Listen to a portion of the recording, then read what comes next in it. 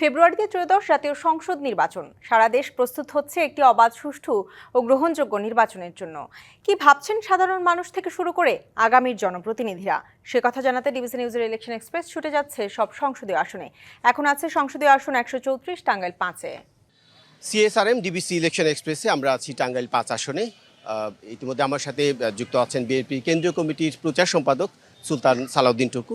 আপনাকে স্বাগত জানাচ্ছি আমাদের সিএসআরএম ডিবিসি ইলেকশন এক্সপ্রেসে। তো আপনি ছাত্রত্ব থাকা অবস্থায় রাজনীতিতে যুক্ত আছেন, আপনি ছাত্রদল এবং যুবদলের সভাপতির দায়িত্ব পালন করছেন দক্ষতার সাথে। এখন কেন্দ্রীয় কমিটির প্রচার সম্পাদক, বিশাল গুরু দায়িত্ব আপনার। কিভাবে সামলাচ্ছেন এতগুলো বিষয়ে এখন এত বড় দল? আমি প্রথমে ধন্যবাদ জানাচ্ছি আপনার মাধ্যমে সমস্ত দর্শক ভাই যারা আমার কথাগুলি শুনছেন এবং টেলিভিশন চ্যানেলে যারা দর্শকরা দেখছেন সবাইকে আপনার মাধ্যমে শুভেচ্ছা জানাচ্ছি, সালাম জানাচ্ছি। আসসালামু আলাইকুম রহমতুল্লাহি বারকাতুহু।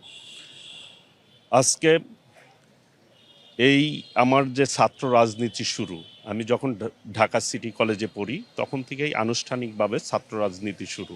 আর রাজনীতি মূলত পারিবারিকভাবেই আমার ভাই এই টাঙ্গাইল জেলা বিএনপির প্রতিষ্ঠাতা সাধারণ সম্পাদক ছিলেন। তখন থেকেই ছোটোবেলা থেকেই টাঙ্গাইলের যে বিএনপির নেতৃবৃন্দকে আমাদের পারিবারিক সদস্য হিসাবে, আমরা বিএনপি পরিবার হিসাবে আমরা তাদের সাথে চলাফেরা করতাম এবং তাদের সাথে মিশতাম। এই শহরেই আমরা বড় হয়েছি, বেড়ে উঠেছি। এইখান থেকেই পরবর্তীতে মাধ্যমিক শিক্ষা, প্রাথমিক শিক্ষা শেষ করে ঢাকার সিটি কলেজে আমি ভর্তি হই। ওই জায়গা থেকে সক্রিয়ভাবে আমি রাজনীতি শুরু করি। রাজনীতির পট পরিক্রমায় ঢাকা বিশ্ববিদ্যালয়ের হলের কমিটিতে আমি নেতৃত্ব দেই। হল থেকে আমি বিশ্ববিদ্যালয়ের আহ্বায়ক হিসেবে দায়িত্ব পালন করি। বিশ্ববিদ্যালয়ের আহ্বায়ক থেকে আমি কেন্দ্রীয় সভাপতির দায়িত্ব পালন করি। এরপরে ছাত্র রাজনীতি শেষ করে ছাত্র দলের অভিভাবকের দায়িত্ব পালন করেছি 7 বছর। এরপরে যুবদলের সাধারণ সম্পাদকের দায়িত্ব পালন করেছি। এরপরে যুবদলের সভাপতি হিসাবে দায়িত্ব পালন করেছি। এরপরে আমি বিএনপির এখন প্রচার সম্পাদকের দায়িত্ব পালন করছি।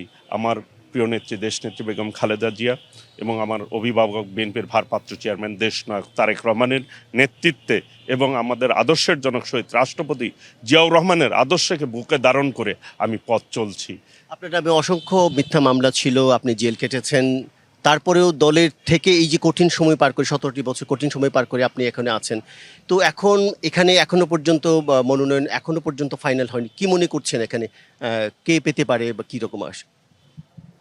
আমি আল্লাহর প্রতি বিশ্বাস রেখে আমার দেশনেত্রী বেগম খালেদা জিয়া এবং বিএনপির ভারপ্রাপ্ত চেয়ারম্যান আমার অভিভাবক দেশনায়ক তারেক রহমানের প্রতি পূর্ণ আস্থা বিশ্বাস রয়েছে যে ওনারা আমি দীর্ঘদিন প্রায় টানা কোনো সময় ছাত্রদলের যখন সভাপতি ছিলাম টানা 46 দিন পর্যন্ত রিমান্ড খেটেছি। ডিবিতে নির্যাতন করেছে আমার উপরে, অসংখ্য মামলা দিয়েছে, অসংখ্য হয়রানির শিকার হয়েছি।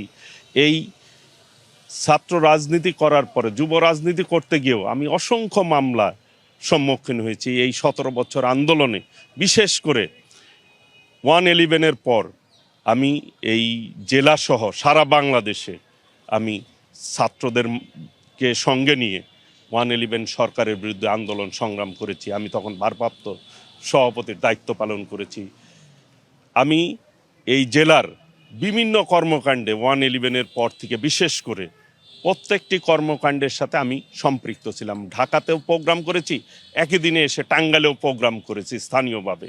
স্থানীয় নেতাকর্মীদের সাথে আমার একটি পারিবারিক আত্মিক সম্পর্ক গড়ে উঠেছে এই সদরের মানুষের সাথে। আমি তখন থেকেই এই সদরের মানুষের সাথে কাজ করে যাচ্ছি। তারুণ্যের প্রথম ভোট ধানের শীষের পক্ষে হোক, তারুণ্যদের জন্য আপনার কি ভাবনা, কি করবেন আপনারা ক্ষমতায় যেতে পারলে? ইতিমধ্যেই তারুণ্যের প্রথম ভোট যেই স্লোগানটি আমাদের নেতা দিয়েছে, ধানের শীষের জন্য হোক, তরুণদের জন্য 1 কোটি কর্মসংস্থানের ব্যবস্থা করবে দেশনায়ক তারেক রহমান ইতিমধ্যেই ঘোষণা দিয়েছেন।